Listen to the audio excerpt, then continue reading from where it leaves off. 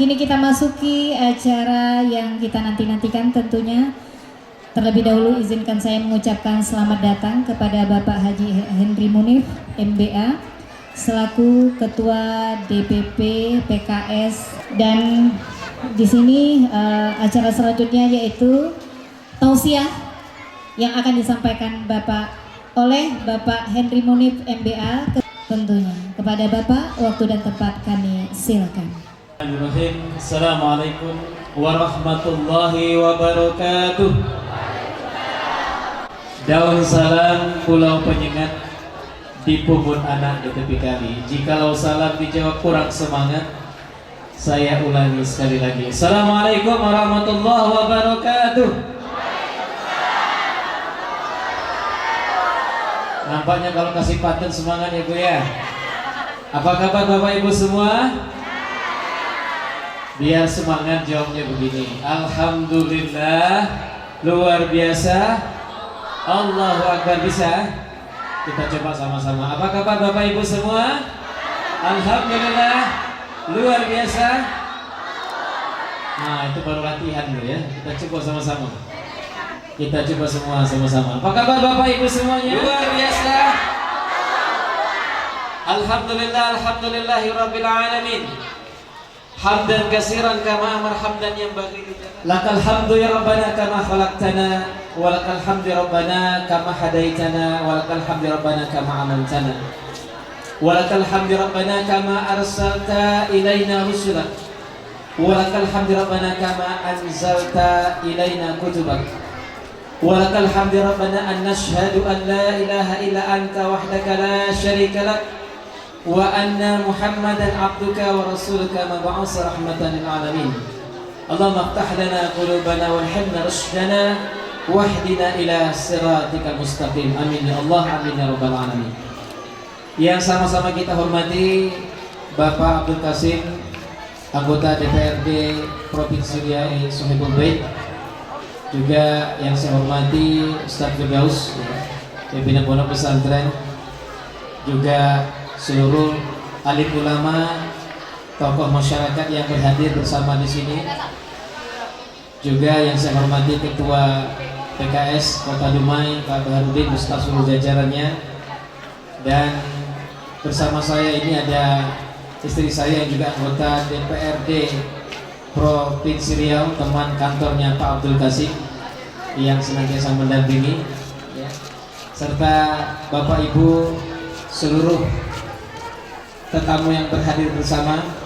Sini juga ada pimpinan DPRD kita ya, Pak Mawardi dan seluruh anggota DPRD dari Kota Dumai yang berhadir sebagai tetamu yang pada kesempatan ini hadir bersama-sama dalam kesempatan halal bihalal silaturahmi sawah. Beberapa waktu yang lalu saya berangkat umroh di bulan Februari hingga Maret 2023 bersama Dr. Salim Segaf Al-Jufri dan juga Ketua Presiden PKS dan Ketua BPWC Indonesia. Ada satu peristiwa yang ingin saya sampaikan, bahwa yang namanya Turki ini adalah kebanggaan kita. Erdogan, pemimpin yang sangat kita banggakan ya, luar biasa sekali ya beliau ya, dengan kepemimpinannya yang sudah 20 tahun ini kita sangat membanggakan beliau. Tetapi peristiwa di bulan Februari dan Maret kemarin saat saya umroh plus Turki, saya menemukan fenomena yang penting untuk saya sampaikan bersama-sama. Ada 3 kota yang saya kunjungi ketika itu. Yang pertama adalah Istanbul. Kota Istanbul adalah kota yang sangat indah, kota bersejarah, tempat pertama sekali Muhammad Al-Fatih menaklukkan benteng Konstantinopel. Dan ini disabdakan oleh Nabi, siapa yang menaklukkan benteng Konstantinopel ini, dia adalah panglima terbaik dan pasukannya adalah pasukan terbaik. Sahabat Nabi yang bernama Abu Bakar As-Siddiq yang menjadi khalifah pertama setelah baginda Rasulullah wafat mencoba mengirim utusannya dan tak berhasil. Umar bin Khattab juga demikian, tidak berhasil. Utsman bin Affan, Ali bin Abi Thalib radhiyallahu anhum seluruhnya mengirim utusan untuk menjadi panglima terbaik, ternyata tidak berhasil. Dan peristiwa itu berlangsung cukup lama hingga Bani Umayyah, Bani Abbasiyah, dan terakhir Turki Utsmani. 825 tahun sejak disabdakan Nabi barulah terrealisasi apa yang disebutkan Rasulullah, panglima yang terbaik tersebut, yaitu seorang anak muda berusia 22 tahun yang bernama Sultan Mehmed II atau digelar dengan Muhammad Al-Fatih. Maka kota Istanbul yang saya kunjungi ini menjadi kota yang sangat bersejarah. Kota kedua yang saya kunjungi di Turki adalah Bursa. Kota Bursa ini kota di mana pertama sekali didirikannya kekhalifahan Turki Utsmani. Kota yang ketiga adalah kota yang saya kunjungi adalah kota Ankara, ibu kota Turki. Ada yang menarik Bapak Ibu yang dirahmati Allah.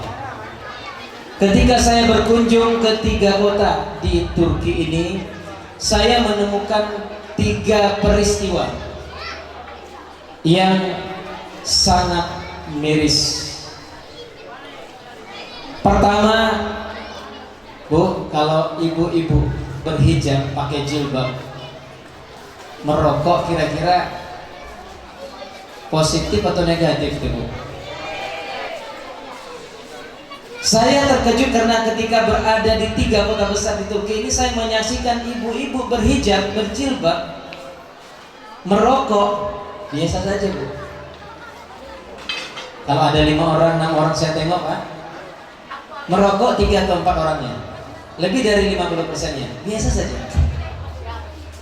Di banyak tempat di 3 kota besar yang ada di Turki. Saya terkejut, kok seperti ini kondisi Turki. 10 tahun yang lalu, 2013, saya pernah ke Turki. Peristiwa ini sebenarnya sudah saya saksikan, tapi saya tahu pemerintahan sekuler Turki itu luar biasa. Tetapi setelah 10 tahun kemudian, bahkan setelah 20 tahun Erdogan memimpin, peristiwa ini masih saya saksikan. Yang kedua, saya menemukan satu peristiwa di mana anak-anak muda di Turki yang tidak berhijab bermusuh di tempat umum biasa, Pak. Miris rasanya menengok hal ini. Dan yang ketiga, yang ini yang sangat miris sekali, kita sedih kita melihatnya. Masjid Hagia Sophia di Istanbul itu ada seorang pedagang, ditanya, "Bapak Muslim?" "Iya." "Coba Bapak sebutkan nama 5 sholat sehari semalam." Kira-kira, Bu, kalau ditanya, anak-anak kita akan cepat menjawab, Bu, ya. Subuh, zuhur, asar, maghrib, isya. Tapi pedagang yang mengaku muslim tadi, yang berjual di depan Masjid Hagia Sophia, masjid terbesar di Turki itu, 3-4 kali bertanya ke tetangga sebelahnya yang berjualan. 3-4 kali salah menjawab. Kira-kira sholat nggak dia? Kalau menyebutkan nama sholat saja salah, kita meragukan dia sholat apa tidak. Maka kondisi ini adalah kondisi yang sangat miris kita rasakan. Akhirnya ketika bertemu dengan duta besar Indonesia untuk Turki, Dr. Lalu Muhammad Iqbal, terjadilah dialog. Kita bertanya, ada apa sebenarnya dengan Turki? Ternyata sejak 1924, ketika Mustafa Kemal Atatürk menghancurkan seluruh sendi-sendi Islam di Turki itu, pemerintahan militer sekuler yang terbesar di dunia ini menghancurkan sendi-sendi itu lebih kurang 80 tahun lamanya. Dan pemerintahan Erdogan yang 20 tahun ini belum mampu mengembalikan keislaman itu utuh sepenuhnya di Turki. Ketika saya kembali ke negeri kita, ke Indonesia, saya melihat begitu banyak ibu-ibu majelis taklim yang memakai jilbab, hijab, dan semangat ikut pengajian. Betul, Bu? Ya, semangat luar biasa. Di mana-mana kita lihat rumah tahfiz Quran begitu banyaknya. Saya meyakini apa yang disabdakan Nabi bahwa setiap 100 tahun akan ada mujaddid baru, kebangkitan Islam global. Yang dimaksud dari timur itu adalah Indonesia. Saya meyakini bahwa itu akan terjadi di sini. Setelah saya coba menghitung, ternyata Bapak Ibu sekalian, 100 tahun itu persis tahun itu 2024 bulannya Februari. Artinya apa? Pergantian kepemimpinan di negeri kita adalah awal kebangkitan Islam global. Oleh karena itu saya ingin menyampaikan dalam kesempatan silaturahim Syawal halal bihalal kita pada kesempatan ini bahwa 2024 adalah momentum yang menentukan bukan hanya bagi kita kawan-kawan yang hari ini ada di PKS, bukan juga bagi kita yang ada di kota Dumai ini atau di Provinsi Riau ini atau yang ada di Indonesia ini, tetapi ini menjadi penentu bagi kebangkitan Islam global. Karena satu-satunya negara Islam yang mayoritas Muslim itu ada di Indonesia. Oleh karena itu kemudian saya mengajak Bapak Ibu sekalian, kalau kita meyakini hal ini, maka pastikan kita berada dalam barisan yang tepat. Kita ingat kisah Namrus dan Nabi Ibrahim alaihissalam ketika dibakar dengan api yang begitu besar. Apa yang terjadi? Ada cicak yang niup-niup agar api itu membesar. Ada burung pipit yang membawa dengan paruhnya yang kecil dengan air yang setetes. Balik lagi mengambil dari danau air yang setetes, sehingga ditertawakan. Untuk apa air setetes? Apakah bisa memadamkan api? Apa kata burung pipit? Aku tahu bahwa apa yang aku bawa ini tidak mampu memadamkan api yang akan membakar Nabi Ibrahim alaihissalam, tapi ini menunjukkan di mana posisiku berada. Aku berada bersama Nabi Ibrahim alaihissalam. Dalam situasi apapun, walaupun kita dalam golongan yang kecil dan sedikit, yakinlah Allah Subhanahu wa ta'ala berfirman bagaimana Allah memberikan gambaran begitu banyak pasukan yang sedikit itu mampu mengalahkan jumlah yang banyak. Jadi Ustaz tadi katakan walaupun mungkin logistik sedikit, jangan khawatir. Ya, kalau cerita macam ini boleh tanya orang rumah saya, ya kan? Baku banyak dia habis, ya kan? Cuma 80. Nah, orang mungkin aja 100 pun tak sampai. Artinya apa? Bukan jumlah apa yang dia pentingkan, tetapi ketika Allah Subhanahu wa ta'ala ya menggerakkan hati manusia. Allah berfirman wa 'allafa baina qulubihim law anfaqta ma fil ardi jami'an ma 'allafta baina qulubihim walakinnallaha 'allafa bainahum. Siapa yang menggerakkan hati Bapak Ibu hadir di halal bihalal ini? Siapa Bu? Allah Subhanahu wa ta'ala. Allah lah yang menghadirkan kita, Allah lah yang menyatukan hati kita, dan Allah yang akan menggerakkan hati manusia. Siapa yang akan dipilihnya nanti dalam pergantian kepemimpinan? Ada yang sudah tahu siapa capres yang didukung PKS? Siapa? Anies Baswedan. Ya, saya mau cek aja nih, kira-kira yang pendukung Anies mana? Coba angkat tangan Pak. Ngetes, nggak apa-apa kalau yang enggak pun boleh nggak angkat tangan. Coba saya tes dulu mana yang pendukung Anies, angkat tangannya. Anies Baswedan, saya cek dulu di sini. Ya, masya Allah. Jadi begini Bapak Ibu sekalian, ada yang ragu-ragu. Gimana nih kira-kira kalau Anies ini tak dapat capres, tak dapat ini perahunya? Ya, saya ingin mengatakan ya bahwa dulu ya kita selalu hampir tak berjumpa jalan. Ya, tak tahu kita macam mana kira-kira jalan itu tak nampak lagi. Ya, berapa kali kita menemukan itu. Dan kalau kita baca dalam sejarah, nah ini saya nak cerita sedikit lah ya. Wa qala ar-rasul walladzina ma'ahu mata nasrullah ala inna nasrullahi qarib. Ada ayat Al-Qur'an yang mengatakan, berkata Rasul dan orang-orang yang bersama dengannya, mata nasrullah, mana pertolonganmu ya Allah. Coba perhatikan.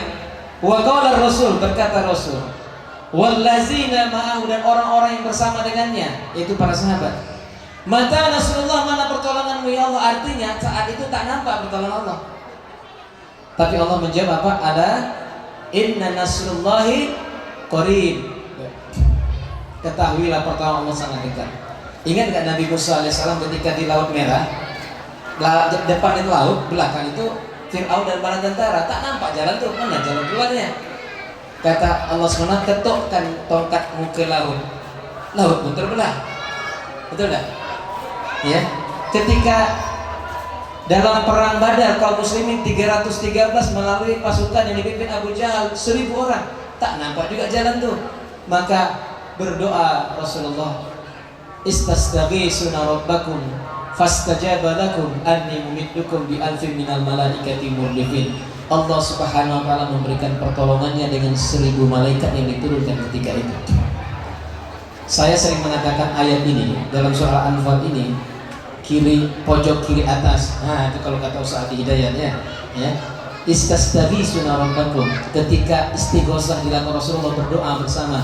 Fastajaba lakum, Allah mengistijabahnya serta merta.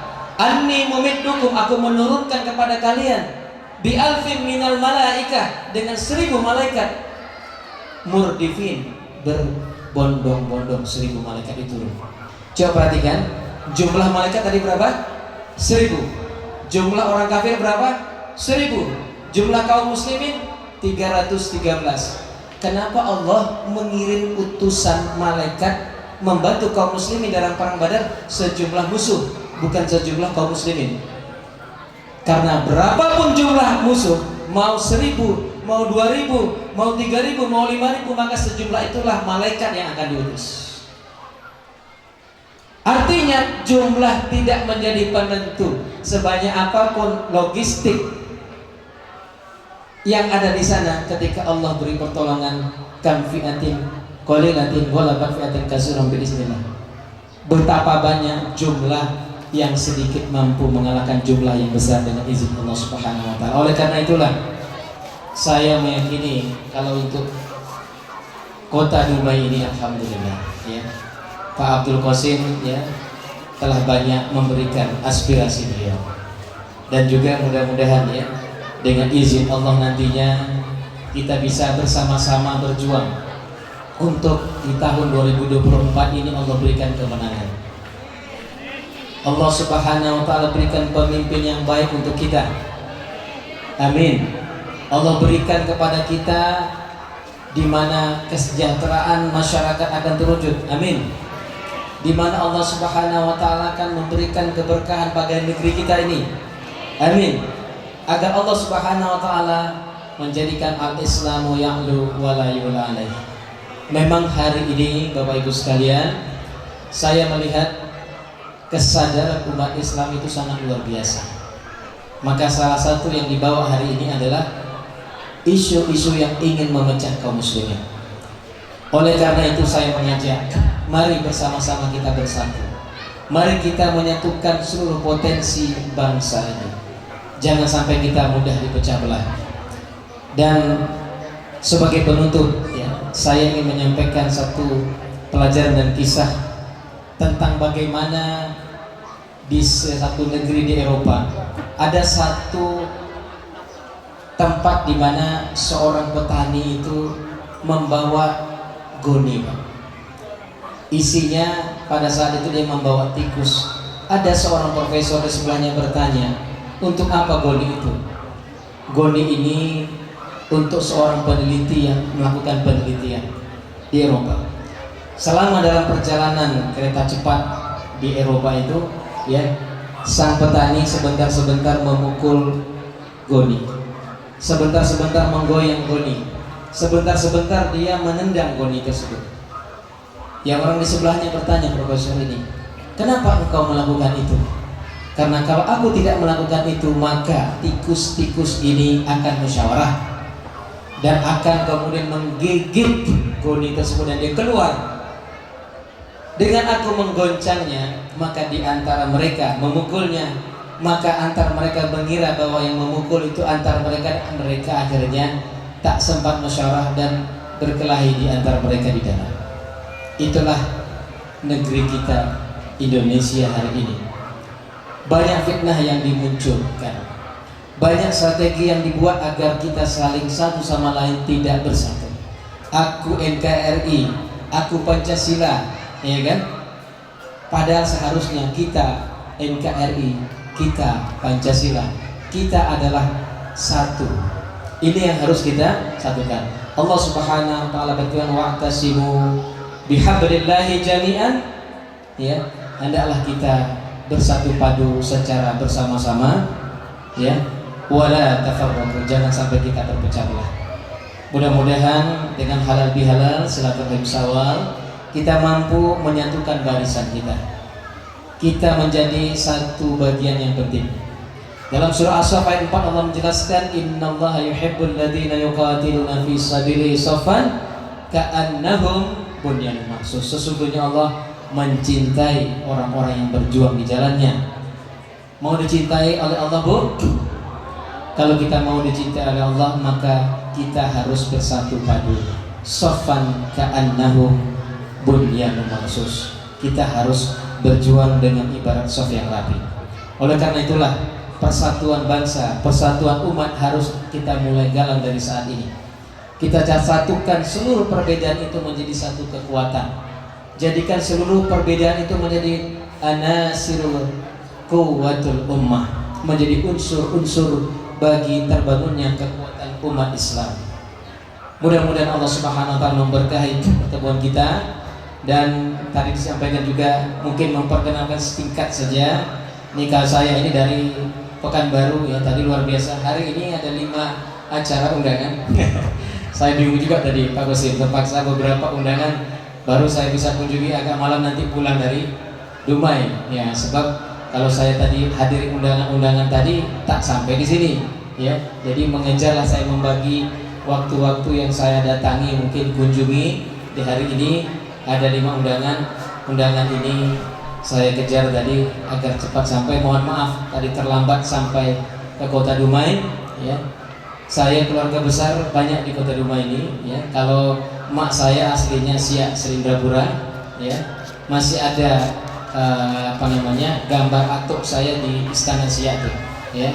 Kiai Haji Muhammad Yatim D. Atuk saya dari dulunya pernah, ya, menjadi Ketua Majelis Ulama Indonesia Provinsi Riau dan juga Ketua Pengadilan Agama dan Imam Besar di Masjid Al-Falah Jalan Sumatera, ya. Saya lama sering biasa mabit bersama beliau, ya. Kemudian ayah saya ini orang Rokan Hilir, ini sekampung dengan Pak Kosim, ya, dari Kubu, desanya Sungai Pinang. Nah, itu kayaknya banyak kalau orang Rohil banyak di situ, ya. Nah, orang Rohil mana? Angkat tangan. Orang Rohil.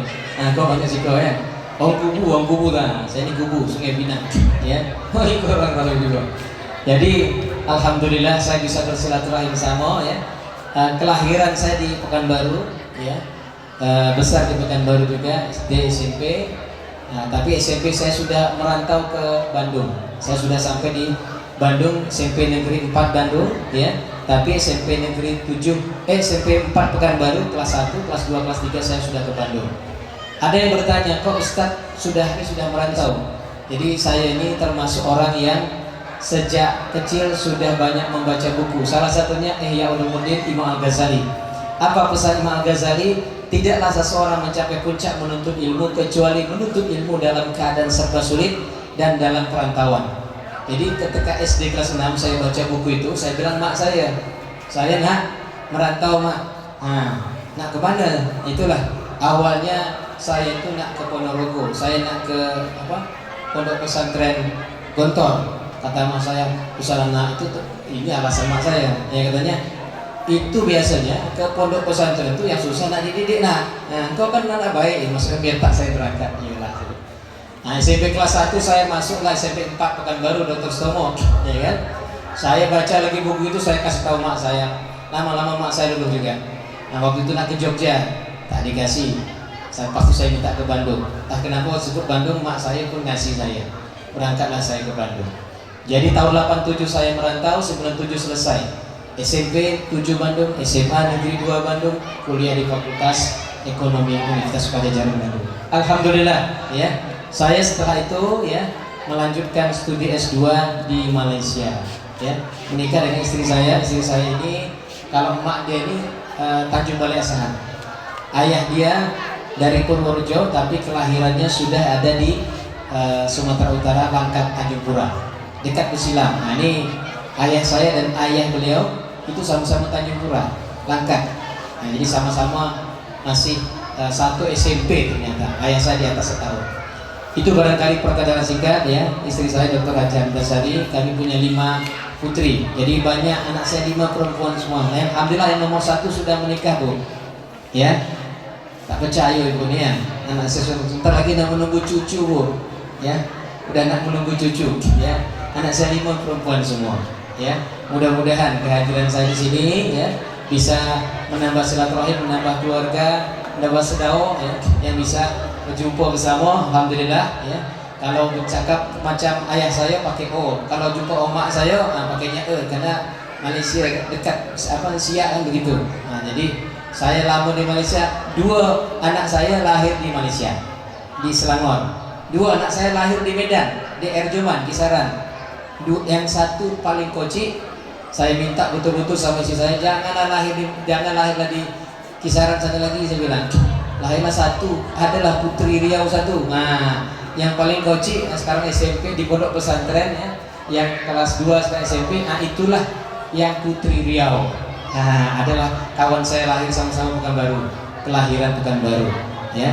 Demikian barangkali secara singkat ya perkenalan dari saya. Mudah-mudahan ini dapat menambah ya komunikasi kita dan alhamdulillah ya hari ini sebagaimana tadi disampaikan insyaallah ya saya hari ini mendapat amanah di DPP PKS ya, Dewan Pimpinan Pusat.